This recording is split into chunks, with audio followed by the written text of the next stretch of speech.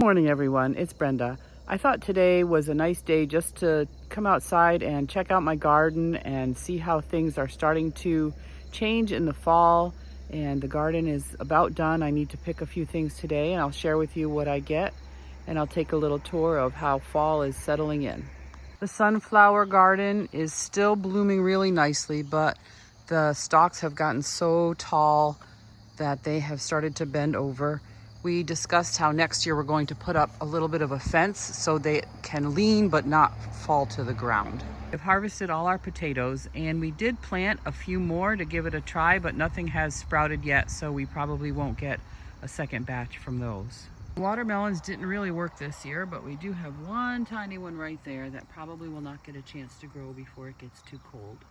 Still have quite a bit of basil, but right now it looks a little wilty. It looks like it needs some water. We haven't had rain in a while, so maybe I'll come out here with the hose in a little bit. We haven't really gotten too many green peppers yet, but these are loaded, so I'm hoping I will get a few more today. Certainly my first order of business is to pick these tomatoes. I still have tons in the house and I've been freezing them. I just take the whole tomatoes, the bigger ones, and I just put them in baggies and put them in the freezer. I found that's an easier way to do it than blanching and peeling before I freeze, because you can do that at the other end of things. And whenever you need them, you can just thaw them and the skins peel right off from the freezing. This is an overview of what's left in the garden.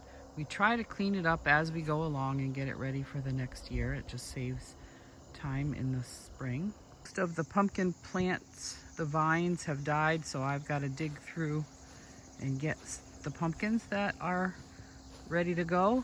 And we had one little rogue cherry tomato plant here, and one seed must have been left over in the ground for big pumpkins, and we do have one large pumpkin growing this year, and that's it. We'll give it a little bit more time and then we'll get that one and see what it looks like.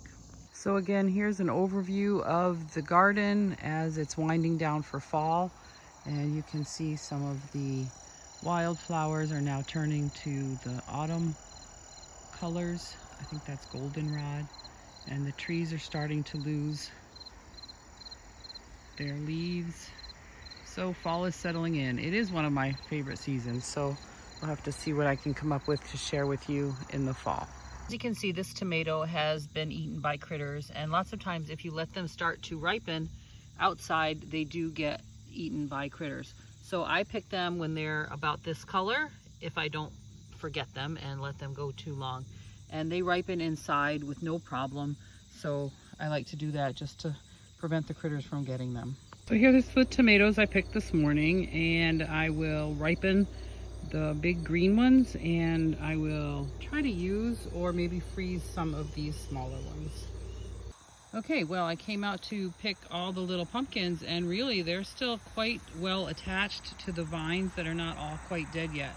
The leaves are dying, but the vines are still hanging in there, so this will be another day. I don't think I've talked about how we have grapes also. These grapes are Concord grapes, and we just have this one big vine. Actually, I think it was two. One was planted on each side of this trellis. And there seems to be quite a few this year, so maybe I'll pick them and at least make juice out of them. One year I made quite a bit of jam or jelly. Sorry about the traffic going by. We do live kind of close to the road.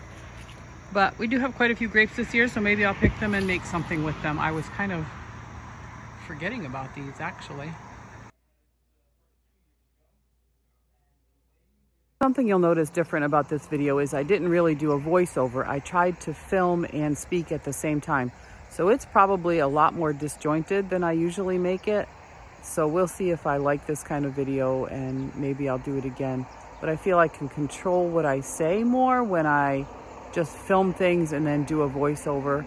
But then it doesn't really put me in the moment of doing it. So I just thought I'd try this today.